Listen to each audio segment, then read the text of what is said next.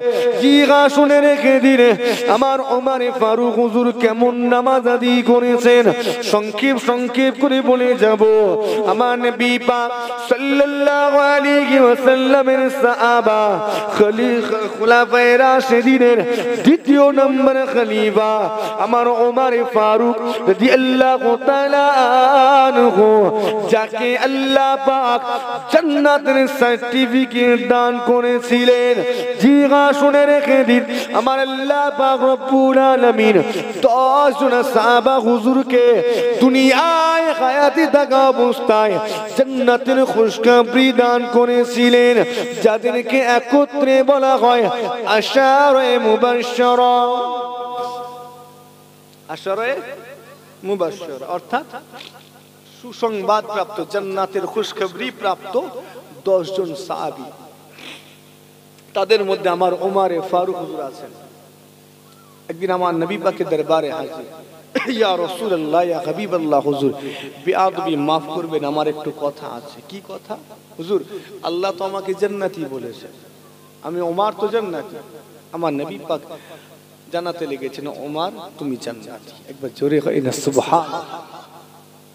আমি জান্নাতি, আমার নবী পাক বলছেন তুমি জান্নাতি, আল্লাহ বলেছেন তুমি জান্নাতি, তাহলে তোমার চিন্তা নেই।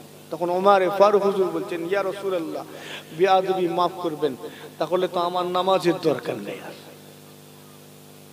আমার তো নামাজের দরকার নেই। দরকার আছে? এ আছে। আল্লাহ আমাকে জান্নাতি সার্টিফিকেট দিয়ে দিয়েছেন, ঘোষণা করে দিয়েছেন ইন্নাল্লাহ লা ইখলিফুল মিয়াদ। আল্লাহ তার ওয়াদার খেলাফ করেন না। করেন তো? আল্লাহ যখন আমাকে জান্নাতি বলে দিয়েছেন, তাহলে তো আমি জান্নাতি। আমার নামাজের দরকার নেই, রোজার দরকার নেই, হজের দরকার নেই, যাকাতের দরকার নেই। আমার নবী পাক জানাতে লেগেছেন ওমর তোমার নামাজের দরকার নেই। আল্লাহ যখন তোমাকে জান্নাতি ঘোষণা করেছেন, তুমি নামাজ পড়লেও জান্নাতি, না পড়লেও জান্নাতি। একবার জোরে হয় না? আর একটু আস্তে করে। ওই তো ঘটনা শোনার মানুষ গো। এতক্ষণ ধরে তাহলে চিন্তা করছেন ঘটনা বলে নে কেন? ঘটনা শুনে শুনেই কলজেগুলো কানা হয়েছে। দেখেছেন যে ঘটনা বলেছি অমনি সুবহানাল্লাহ খেতে বেরোচ্ছে। আর এতক্ষণ যেন সেই মরা হয়েছিল, কোনো আওয়াজ নেই। ঘটনা বক্ত হয়েছেন, যাক ভালো। ঘটনা শুনলে জোশ বাড়ে। কি বাড়ে? জোশ বাড়ে। জ্ঞানের সেই রকম কিছু হয় না। জি দেখো, ওটা আলাদা দিক। তো খেয়াল করেন, আমার ওমরে ফারুক হুজুর আমার নবী পাককে বলতে লেগেছেন তাহলে আমি আজ থেকে আর নামাজ পড়বো না, যেহেতু আমার নামাজের দরকার নেই। একবার আল্লাহ যাকে জান্নাতি বলে দেন তার আর কোনো চিন্তা নেই, সে জান্নাতি হবে, তার কোনো ভয় নেই।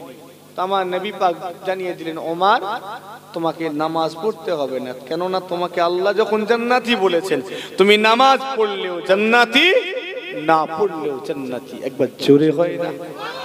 আর একটু জোরে হয় না? এবারে ওমর ফারুক হুজুর আমার নিয়ত করছেন। কি করছেন? নিয়ত করছেন। আমরা নিয়ত করি না? আমি নিয়ত করছি কাল থেকে আর কোনো নামাজ ছাড়বো না। আমরা এরকম নিয়ত করি, এরকম নিয়ত করি না? তাও নামাজ ছেড়ে বসে আছে। আমার ওমর ফারুক হুজুর নিয়ত করছেন কাল থেকে না, আমি আজ থেকে নামাজ পড়বো না। আমরা বলছি নামাজ ছাড়বো না বলে ছেড়ে দিচ্ছি, আর তিনি বলছেন আমি পড়বো না, যেহেতু আমার দরকার নেই। আমার নবী পাক সাল্লাল্লাহু আলাইহি ওয়াসাল্লাম ঠিক আছে তুমি তোমার মতো চলো, তোমার নামাজের দরকার নেই। কি হবে শেষ পর্যন্ত ঘটনা জানা আছে না নেই গো? হ্যাঁ, ওয়াজ নসিহত শুনেননি? মুসলমানের ছেলেরা, ও নওজওয়ানেরা, তরুণেরা, আমার মুরব্বিয়ানেরা, জিগা খেয়াল করে শুনে রেখে দিন। আমার ওমরে ফারুক রাদিয়াল্লাহু তাআলা আনহু নিয়ত করলেন আমি আজ থেকে আর নামাজ পড়ব না।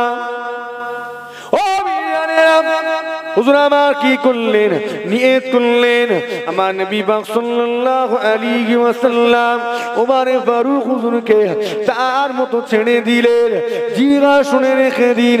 এবারে নামাজের ওয়াক্ত হয়ে আসে, মদিনার মসজিদে নববী শরীফে হযরতে বিলাল রাদিয়াল্লাহু তাআলা আনহু আযান দিতে লেগেছেন। ও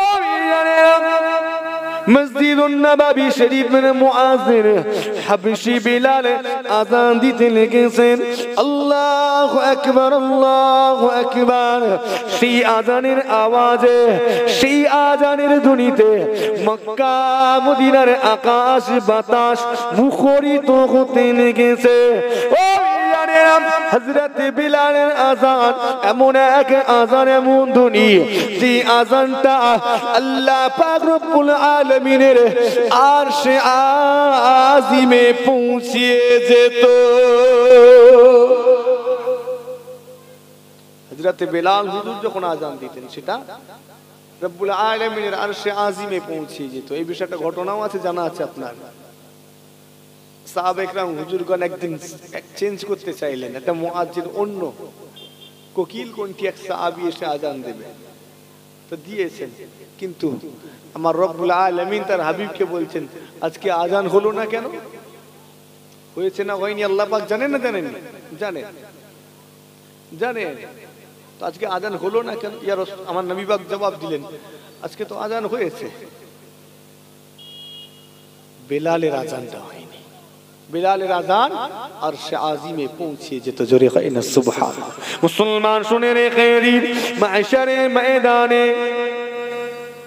মাহশারে ময়দানে রব্বুল আলামিন আল্লাহ পাক আপনাকে আমাকেও হযরত বিলাল হুজুরের আযান শুনিয়ে ধন্য করবে। ও জানেরা, জিগা শুনে রেখে দিন, হাসরের মাঠে আমার বিলাল হুজুর আযান দেবেন, যাতে করে যারা আমার উম্মত আমার বিলালের আযান শুনেনি, তারা বিলালের আযান শুনে যেন ধন্য হতে পারে। সেই জন্য আল্লাহ পাক রব্বুল আলামিনের হুকুমে আমার হযরত বিলাল হুজুর মাহশারে ময়দানে আযান দিবেন, আর সেই আযানের আওয়াজ উম্মতে মুহাম্মাদি শুনে নিবে। আমরা সেই দিন শুনতে পাবো হুজুর আযান দেন। ও জানেরা, জিগা শুনে রেখে দিনে মদিনা মসজিদুন নববী শরীফে আমার বিলাল হুজুরের আযানের আওয়াজটা উমরে ফারুক হুজুরের কানে পৌঁছে যায়। আমার উমরে ফারুক হুজুর উসকুস উসকুস করতে লেগেছেন, কিন্তু নামাজ পড়বো না বলে নিয়ত করেছেন, তাই নববী শরীফের দিকে যান না, নিজেকে কন্ট্রোল করে রেখেছেন, কাবু করে রেখেছেন। জিগা শুনে রেখে দিন, ধীরে ধীরে নামাজের সময় এগিয়ে আসে। আমার উমরে ফারুক হুজুর মসজিদের আশেপাশে ঘুরঘুর করতে লেগেছে। ও মসজিদুন নববী শরীফে সমস্ত সাহাবে کرام হুজুরগণেরা নামাজ আদায় করার জন্য দলে দলে দলে দলে জমা হতে লেগেছেন। যাওয়ার পথে আওয়াজ দিতে লেগেছেন, আসসালাতু কাইমাতুন, আসসালাতু কাইমাতুন। ও সেই আওয়াজটাও আমার উমরে ফারুক হুজুরের কানে পৌঁছায়। হুজুর আমার কোন রকমে নিজেকে ধরে রেখেছেন।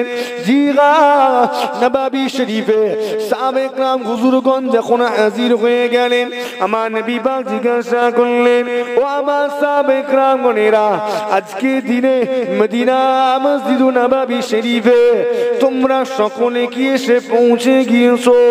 সমস্ত সাহাবে کرام হুজুরগণ জবাব দিলেন, ইয়া রাসূলুল্লাহ, ইয়া হাবিবাল্লাহ হুজুর, আমরা সকল সাহাবারা চলে এসেছি, তবে আপনার ওমর এখনো আসেনি।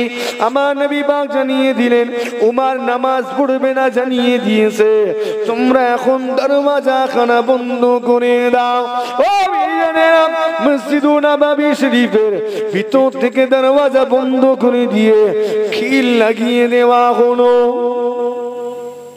খিলটা লাগিয়ে দিয়ে সাহাবে کرام হুজুরগণ নববী শরীফের ভিতরে মসজিদ নববী শরীফের অভ্যন্তরে আমার নবী পাকের পিছনে নামাজ আদায় করবেন। জি শুনে রেখে দিন, ইকামত শুরু হয়ে গেল মসজিদ নববী শরীফের ভিতরে। এই ইকামতের আওয়াজটা আমার ওমরে ফারুক হুজুরের কানে পৌঁছে গিয়েছে। ওমরে ফারুক হুজুর কোন রকমে নিজেকে ধরে রেখেছেন। জি হ্যাঁ, ইকামত শেষ হয়ে গিয়েছে। এবারে আমার নবী পাক মসজিদ নববী শরীফে নামাজের ইমামতি করবেন। আল্লাহু আকবার বলে নামাজটা শুরু করলেন। যখনই আল্লাহু আকবার বলে নামাজটা শুরু করেছেন, এই আওয়াজটা আমার উমরে ফারুক হুজুরের কানে পৌঁছানোর সাথে সাথে আর নিজেকে তিনি ধরে রাখতে পারেন না। এতক্ষণ ধরে নিজেকে কোন রকমে ধরে রেখেছিলেন, কাবু করে রেখেছিলেন, কিন্তু এখন আর পারেন না। আমার নবী পাক সাল্লাল্লাহু আলাইহি ওয়াসাল্লাম নামাজ পড়াবেন, ইমামতি করবেন, আর আমি উমর সেই নামাজে শামিল থাকবো না। এটা কি করে হতে পারে? আমার নবী পাকের পিছনে নামাজ পড়া থেকে আমি উমর নিজেকে কিভাবে বঞ্চিত রাখতে পারি? জি শুনে রেখে দিন। এবারে হুজুর আমার তাড়াতাড়ি করে ওযু করে মসজিদ নববী শরীফের দিকে দৌড়াতে লেগেছে। আমার নবী পাক সাল্লাল্লাহু আলাইহি ওয়াসাল্লাম নামাজের কিরাত পাঠ করতে লেগেছে। নামাজরত আমার নবী পাকের কোরআন শরীফের তিলাওয়াত আমার উমরের অন্তরটাকে আন্দোলিত করে চলেছে। হুজুর আমার দৌড়াতে লাগলেন, মসজিদ নববী শরীফের মূল দরওয়াজায় গিয়ে আটকে গেলেন। কেন আটকে গেলেন? কেন? দরজা ভিতর থেকে বন্ধ, খিল দেওয়া আছে। আচ্ছা, আপনি যখন মসজিদে নামাজ পড়েন, আপনার এলাকায় মসজিদে নামাজ হয়, তখন কি ভিতর থেকে দরওয়াজা বন্ধ করে দেন নাকি? হ্যাঁ, বন্ধ করা যাবে না? যদি মনে করেন আমি বন্ধ করে নামাজ পড়বো, পারবো না? মসজিদ সবার জন্য খোলা থাকবে না? সমস্ত মুমিন ইমানদারদের জন্য, ঠিক না ভুল গো? নাকি শুধু প্রাপ্ত বয়স্করা যাবে ওখানে? বাচ্চারা যাবে? যাবে? বাচ্চারা যখন যায় তখন নামিয়ে দেন কেন রাগ করে? অনেক মুরব্বী তো হাঁকার মারে। এই হাঁকার মারে না? ঠিক বলছি না ভুল গো? কিছু বয়স্ক মানুষ আছে, তাদের অসুবিধা হয়, চিল্লায়, হাঁকার মারে। আপনি তাকে নামাচ্ছেন কেন? মসজিদে কি কেবলমাত্র এই প্রাপ্তবয়স্ক মানুষগুলো এরা যাবে? ফিকহ ফরাইজ তো পড়ছেন, মাসলা মাসাইল তো আপনার জানা আছে না? মসজিদে তারা গেলে নোংরা করে ফেলবে, পেশাব করে ফেলবে। ও যদি পেশাব করে ফেলে মসজিদে, ওর তো গুনাহ হবে না? গুনাহ হবে? তোমার নসিবটা খুলে যাবে। কোনো বাচ্চা মসজিদে গিয়েছে, যদি একটু পেশাব পায়খানা করে ফেলে, তাহলে তোমার নসিবটা খুলে গেল, ঠিক না ভুল গো? মনে মনে ভাবছি আবার কেমন কথা রে, আমি ইচ্ছা করে সেখানে নিয়ে গিয়ে পেশাব করাতে বলিনি। আপনি নিয়ে গেলেন, অনিচ্ছাকৃত ভাবে কোন রকমে হয়তো একটু ময়লা করে ফেলেছে, জানবেন আপনার নসিবটা খুলে গেল। কিসের জন্য বুঝতে পারছেন না মনে হয়? আচ্ছা বলেন তো, এখানে অনেকগুলো মানুষ আছেন, যদি কেউ জীবনে একবার আল্লাহর ঘর মসজিদ ঝাড় দিয়ে থাকেন, তারা একটু হাত তুলবেন তো। জীবনে অন্তত একবার মসজিদে ঝাড় দিয়ে মসজিদ পরিষ্কার করেছেন এমন ব্যক্তি, মিথ্যে হাত তুলবিনি, খোদার কাছে ধরা পড়বি। হাত তোলেন দেখি, যারা যারা মসজিদ ঝাড় দিয়েছেন একবার। কবার বলেছি? একবার, জিন্দেগিতে একবার। তুলে রাখেন না রে ভাই।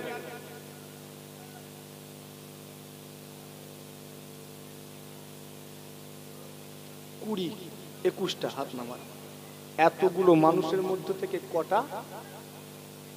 কটা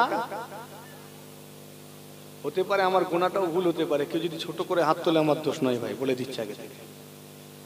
এতগুলো মানুষের মধ্য থেকে মাত্র 21 জন বসে আছেন যারা জীবনে একবার হলেও মসজিদ ঝাড় দিয়ে মসজিদ পরিষ্কার করে নামায়ে আমালে মসজিদ পরিষ্কার করার সওয়াব তুলেছেন। ঠিক বলছি না ভুল গো? আর বাকিগুলোর আমলনামা খুঁজে দেখেন, এদের আমলনামায় মসজিদ পরিষ্কার করার সওয়াব পাবেন না। ঠিক বলছি না ভুল গো? মনে হয় ভুল বলছি। কেন? আপনি মসজিদ পরিষ্কার করেননি তো কি করে সওয়াব পাবে? পরিষ্কার করলে তবে তো। জীবনে বিরিয়ানি খেয়েছেন, অনেক হাত উঠবে, উঠবে না? খিচুড়ি খেয়েছেন, হাত উঠবে। চিংড়ি মাছের মালাইকারি খেয়েছেন, হাত উঠবে। মানে যত রকমের খাবার আছে আপনার মনে একটা স্বাদ, সব রকম খাবারের স্বাদ একটু চাখবো আমি। খাবার ক্ষেত্রে ওখানে সব রকম খাবারের স্বাদ চাখতে চাই, আর আমালের ক্ষেত্রে সমস্ত রকমের আমালের সওয়াব নিতে চাই বা সমস্ত রকমের আমালের স্বাদ চাখতে চাই, এটা নেই। এতগুলো মানুষের মধ্য থেকে 21 জন, ধরেন 22 জন, আর বাকিগুলোর নামায় আমালে খুঁজলেও পাবো না। তো কি করলাম? অনেক মানুষ এখানে বসে আছে। এই মানুষগুলোকে যদি বলি না অন্যান্য বিষয় আর বলবো না, থাক, তখন আবার জোরে লেগে যাবে, মাথায় লাগবে। একবার দুরূদ শরীফ আল্লাহুম্মা সাল্লি আলা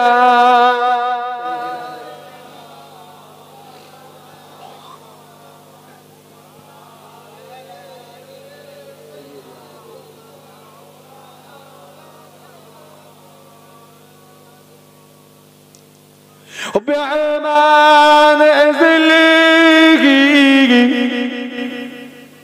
سسيني مغاغو میرا دی مدينة مغا وبأمان أزلي سسيني مغاغو मदीने में गए फूल तो फूल कांटों में क्या हुस्न गए लुत्फ़ी जन्नत से बढ़कर मदीने में गए अल्लाहुम्मा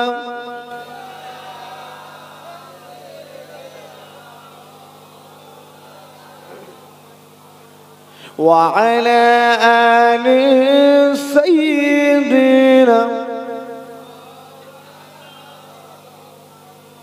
আমার দিনদার ইমানদার নেককার আল্লাহওয়ালা পরহেজগার মুমিন মুসলমান হয়ে নিজেকে মজবুত করুন, নিজের ঈমানকে দৃঢ় করুন, বিশ্বাসকে মজবুত করুন।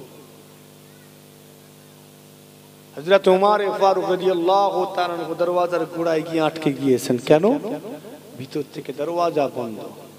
আল্লাহ, অন্যান্য দিন তো দরজা বন্ধ করা হয়নি, আজকে কেন বন্ধ করা হলো? কেন বন্ধ করা হলো? দরওয়াজায় নক করছেন, আওয়াজ করছেন, ঠুকছেন, ভিতরে কে আসো, একটু দরওয়াজাটা খুলে দাও। ও নবীর সাহাবারা, ও আমার সাথী ভাইরা, আমি তোমাদের ভাই ওমর এসেছি, আমি নামাজ পড়বো, দরওয়াজাটা খুলে দাও, দরওয়াজাটা খুলে দাও। কেউ দরওয়াজা খুলে না। কেন? মসজিদের ভিতরে সমস্ত সাহাবে کرام হুজুরগণেরা আমার নবী পাকের পিছনে ইক্তেদা করে তারাও নামাজে মশগুল হয়ে গিয়েছেন। জোরে হয় না সুবহান। কে খুলবে দরজা? সবাই তো নামাজে মশগুল। কারো কানে এই আওয়াজ যায় না, কারো কানে এই আওয়াজ পৌঁছাচ্ছে না। মুসলমানের ছেলেরা ও নওজওয়ানেরা, তরুণেরা, আমার মুরব্বিয়ানেরা খেয়াল করে শুনে রেখে দিন। আমার ওমর ফারুক রাদিয়াল্লাহু তাআলা আনহু দরওয়াজা নক করতে লাগলেন, নাড়াতে লাগলেন, কি আছো, দরওয়াজা খুলে দাও, দরওয়াজাটা খুলে দাও, দরওয়াজাটা খুলে দাও। সেই দিনে কিন্তু মসজিদুন নববী শরীফের দরওয়াজা কেউ খুলেন না। আমার ওমারে ফারুক ঝরঝর করে কাঁদতে লেগেছেন। ওরে বিল্লাহ, কোনদিন তো নববী শরীফের দরওয়াজা বন্ধ করা হয় না, আজ কেন দরওয়াজা বন্ধ করে দেওয়া হলো? জি হ্যাঁ, হুজুর আমার চিল্লাতে লেগেছেন, আওয়াজ করতে লেগেছেন, কেউ দরওয়াজা খুলে না। কেননা সমস্ত সাহাবে کرام হুজুরগণেরা আমার নবী পাকের পেছনে তারাও নামাজে মশগুল হয়ে গিয়েছেন।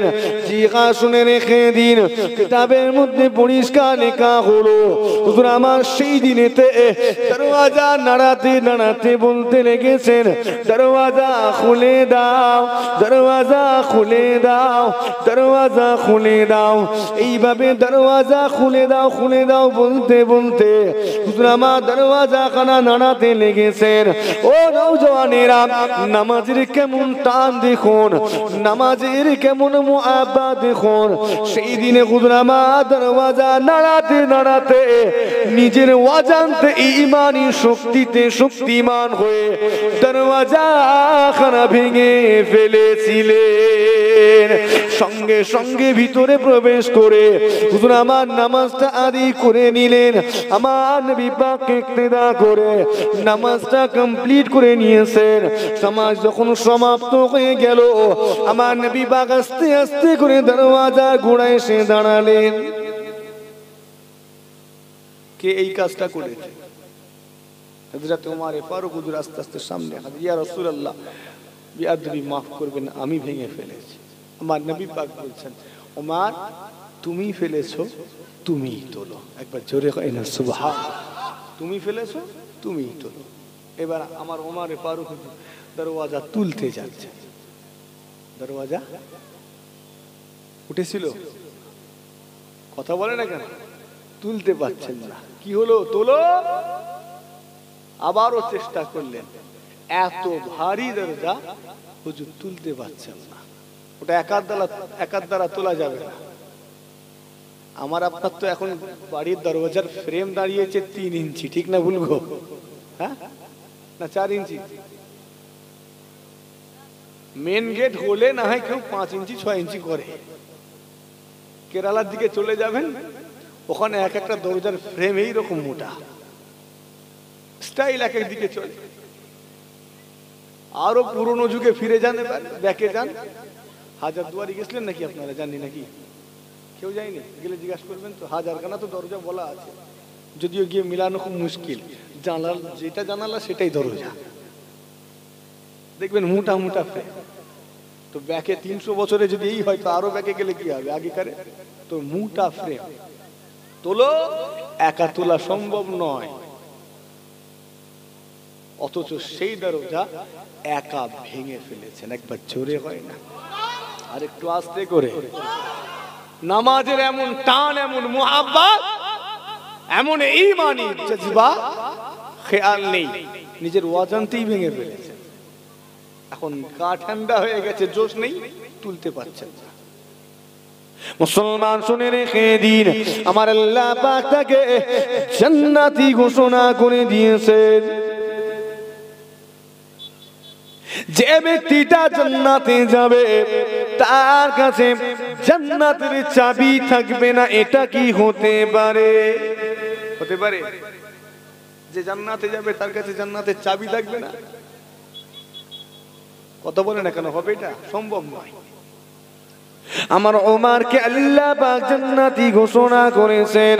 ওমর জান্নাতে যাবে, অথচ তার কাছে জান্নাতের চাবি থাকবে না। এটা কখনো হতে পারে না। এজন্য আল্লাহ পাক তাকে নামাজ থেকে দূরে সরে যেতে দেননি। ও ভাইজানেরা, জিগা শুনে রেখে দিন, আল্লাহ নবী জানিয়ে দিয়েছেন, আস-সালাতু মিফতাহুল জান্নাহ, নামাজটা হলো জান্নাতের চাবি।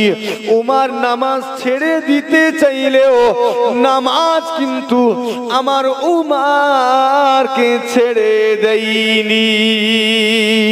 মুসলমান এইরকম নামাজি হয়ে যান, এইরকম নামাজি হয়ে যান।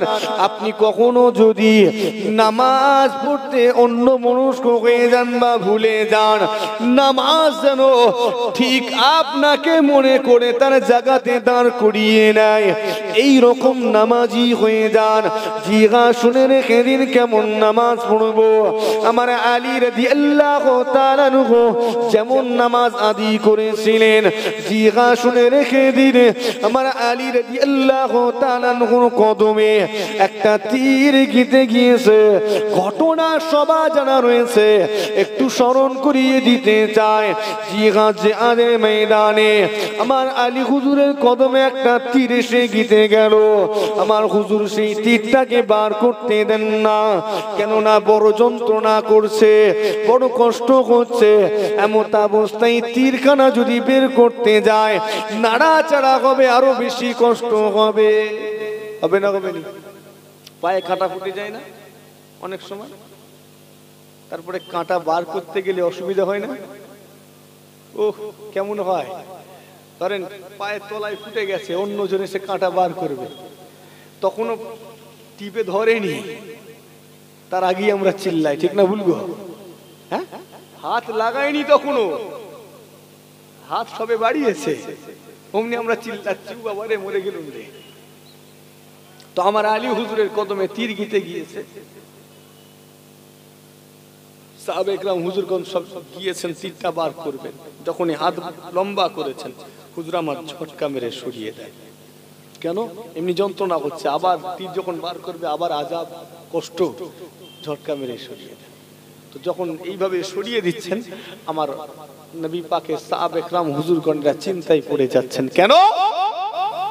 কেননা জিহাদের ময়দানে তারা যে তীরগুলো ছুঁড়তো, কাফেরদের ছোঁড়া তীরগুলোর ফলাতে বিষ মাখানো থাকতো, যাতে করে মানুষটা তীরের আঘাতে না মরলেও অন্তত বিষের কারণে যেন মরে যায়।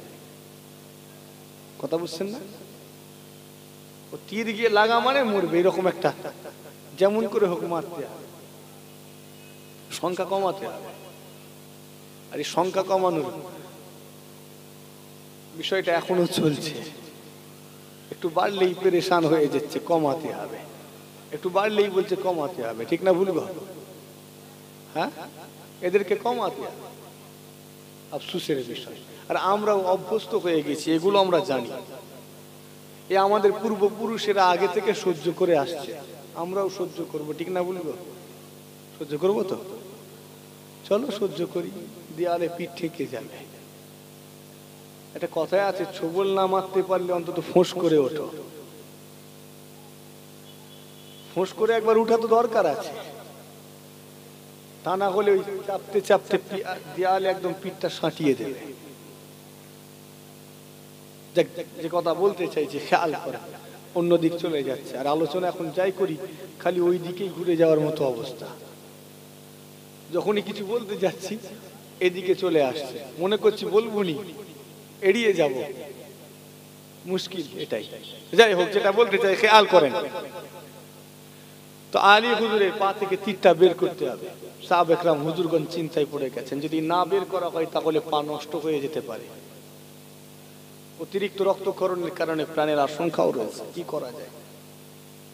সব চিন্তিত। আমার নবী পাকের দরবারে হাজির, ইয়া রাসূলুল্লাহ, ইয়া হাবিবাল্লাহ, হুজুর বিয়াদবি মাফ করবেন, ক্ষমা করবেন। আপনার জামাতা আলী আমাদের বড় মহাব্বতের সাথী ভাই, তার পায়েতে তীর ফুটে গিয়েছে, আমাদের বের করতে দিচ্ছে না, যদি বের না করা হয় বড় ক্ষতি হয়ে যাবে, অসুবিধা হয়ে যাবে। মুসলমানের ছেলেরা, ও নওজওয়ানেরা, তরুণেরা, আমার মুরব্বিয়ানেরা, জিগা শুনে রেখে দিন, আপনাকে আমাকে নামাজি হতে হবে। কেমন নামাজি হব, কিভাবে নামাজটা আদায় করব? জিগা শুনে রেখে দিন, আমার আলী হুজুরের মতো নামাজি হয়ে যান।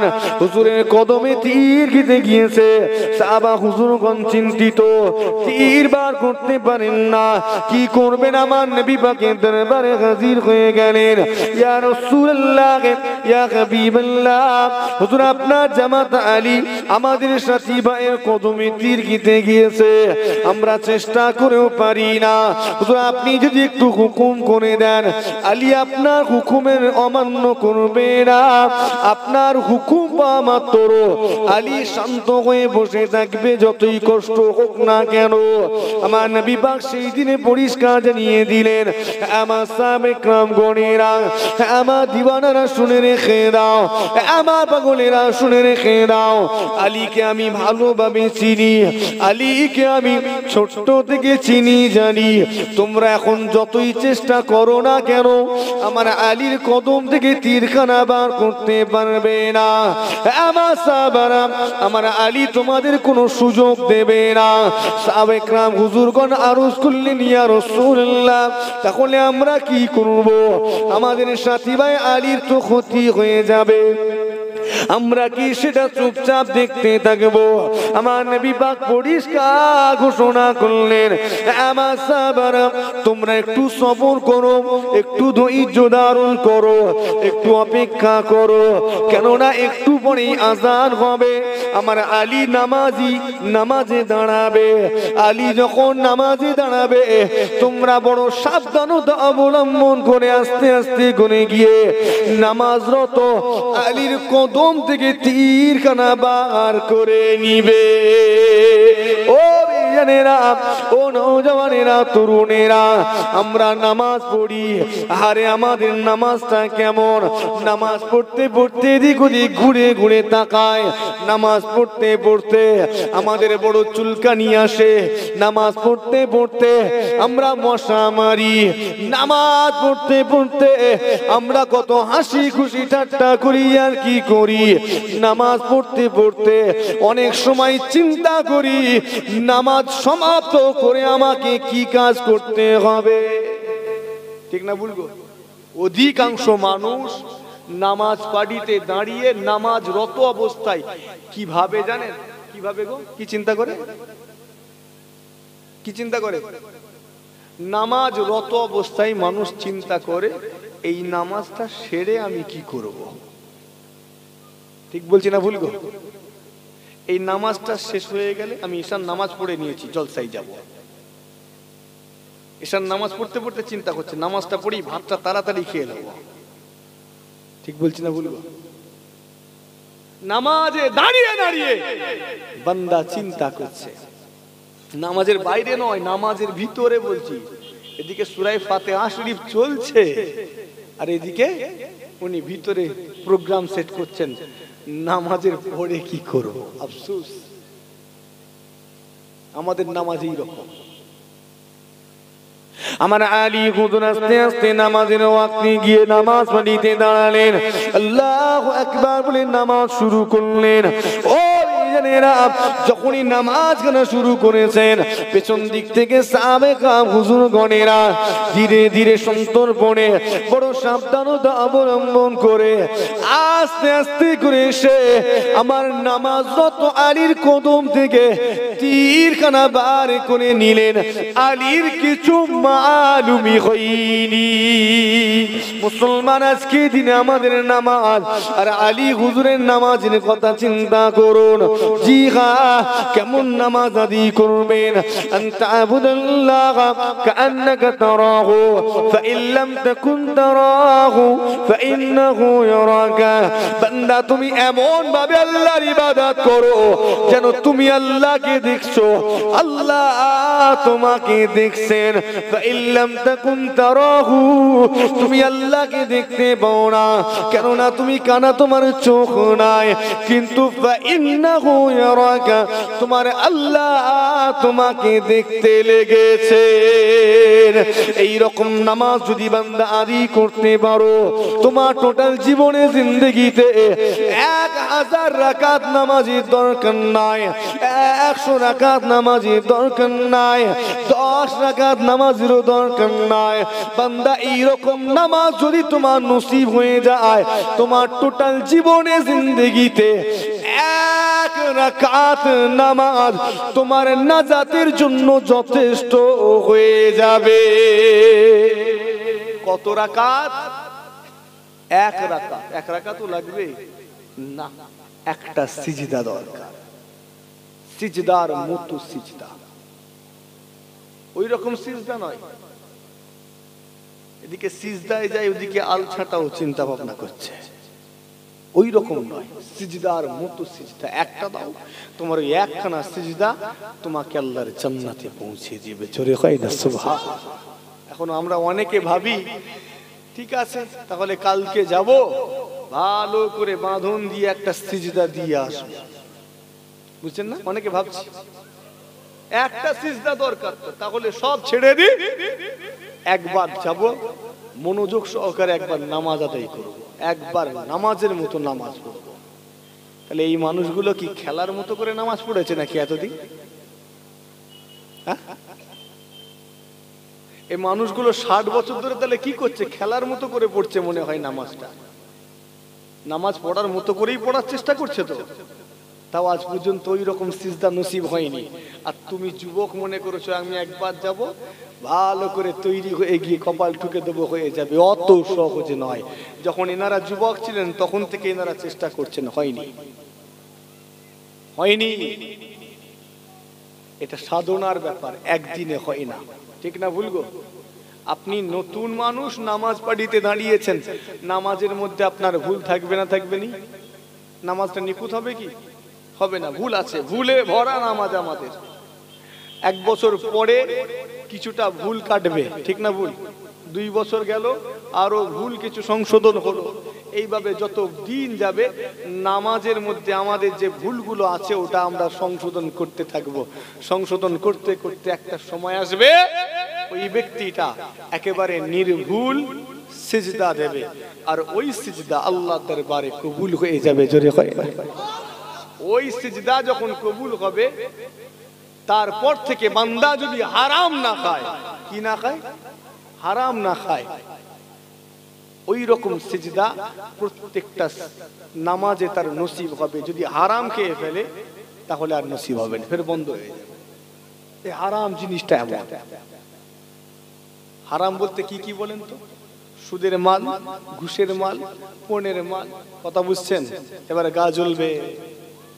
আমি যে বিষয় তুলে ধরেছি লাস্টে, এবারে গা জ্বলবে। পণের মাল, মদ, গেঁজা, জুয়া, এদিকে হয় না এগুলো? নাকি হয়? হ্যাঁ, লকডাউন পরবর্তী সময় তো দেখছি মদের ব্যবসার বিশাল বাড়বাড়ন্ত। জুয়া তো বাবা রে বাবা, কি অবস্থা! এলাকায় এলাকায় সব টিকিট নিয়ে বসে আছে, ঠিক না ভুলগো? আপনার এলাকায় নেই মনে হয়, আছে? কি হবে? হাই রে হাই, তুমি মুসলমান কি করে হারাম খাওয়া শিখে গেলে? হারাম খাওয়া শিখলে কি করে? আফসোসের বিষয়। এগুলো তৈরি করেছে সমস্ত বিষয় অন্য, তারা আমাদের কাছে পাঠিয়েছে, আমরা সেগুলো গ্রহণ করেছি। এগুলো আমাদের সভ্যতা নয় তো, এটা আমাদের সংস্কৃতি নয় তো, আমাদের নাকি? কথা বলে, ইসলামিক কৃষ্টি কালচার নয় এগুলো। এ তো বাইরে থেকে তারা আমাদের কাছে পাঠিয়েছে, আর আমরা এটাকে আপন করে নিয়েছি। তাই তো আমাদের এইরকম দুরবস্থা। সব পশ্চিমী দেশ থেকে তারা প্ল্যান করে ছক করে পাঠাচ্ছে, তারা পাঠাচ্ছে আর আমরা গ্রহণ করছি। ওখান থেকে চক্রান্ত করেছে, এমন ভাবে চক্রান্ত করেছে, আপনার আমার বাড়িতে, আপনার আমার পকেটে সুদ ঢুকিয়ে বসে আছে। ঠিক বলছি না ভুলবো? হ্যাঁ, আপনার আমার পকেটে দিয়েছে। দেখেন তো কিভাবে ছড়িয়ে দিয়েছে। আমাদের পূর্বপুরুষগুলোর দিকে তাকান, তাদেরকে এইরকম হারাম মালের সঙ্গে তাদের এত সম্পর্ক ছিল না। তারা কি দুনিয়াদারি করতে পারেনি? হয়নি?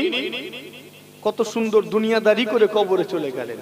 তাদেরকে হারাম খেতে হলো না, দাঁত দিয়ে একটা হারাম কুটি কাটতে হলো না। আর আমাদের অবস্থা দেখেন, দিন রাত হারামের মধ্যে ডুবে আছে। উপর করে ঝেড়ে লাথি মারলে মুখ দিয়ে যা বেরোবে সুদের মাল, ঘুষের মাল, পণের মাল। ঠিক বলছি না ভুলবো? এই সব আফসোসের বিষয়। আপনার এলাকায় জানি না সুদখোর কিরকম আছে, ঘুষখোর কিরকম আছে, মাতাল কিরকম আছে, আমার জানা নেই। তথাপিও বলে যায়, মনে রাখবেন হারাম যে খাবে আল্লাহর জান্নাতে যেতে পারবে না। সুদ বেড়ে যাচ্ছে, ঘুষ বেড়ে যাচ্ছে, যে ব্যক্তিটা সুদ খেলো সে জান্নাতে যেতে পারবে না। যদি যায়, আরে গিয়ে তো দেখা আগে, যদি সে যায়, যদি যায়, জানবেন কোরআন বলে কোনো ধর্মগ্রন্থ সত্য নেই, মিথ্যে আছে। ধর্মগ্রন্থটা মিথ্যে, আর হাদিস নবী পাকের কথা ইও মিথ্যে। যদি সুদখোর জান্নাতে চলে যায়, ঘুষখোর যদি জান্নাতে চলে যায়, জানবেন কোরআন মিথ্যে। ওটা বোঝাতে পারছি না মনে হয়। ওই মদখোর মাতাল যদি কোনো রকমে জান্নাতে চলে যায়, জানবেন কোরআন মিথ্যে হয়ে গেছে। আমি আইনের কথা বলছি, ক্ষমার কথা বলিনি। ক্ষমার কথা বলছি, মাফ পাওয়া, মাফ করা, এই বিষয়ে আমি আলোচনা করছি। আমি আইনের কথা বলছি। মাফ করার বিষয় ওটা আলাদা। আল্লাহর আইন যেটা, মাতাল তুমি জাহান্নামে যাবে। ওজনে কম দিয়েছ, 950 গ্রাম দিয়ে 50 গ্রাম ছেড়ে দিয়েছ, হারাম খেয়েছো, তোমাকে জাহান্নামে যেতে হবে। কে আটকাবে তোমার জাহান্নামে যাওয়া? তোমার পীর ফুরফুরা শরীফ থেকে আসবে বাঁচাতে? তিনিও বলবেন, একটা লাথি মেরে বলবেন, দূর হয়ে যা, তোকে তো বলেছিলাম হারাম খাবি না, খেলি কেন? বেরো। কথা ঠিক বলছি না ভুল? কি হারে বেড়ে যায়। আল্লাহ মাফ করেন।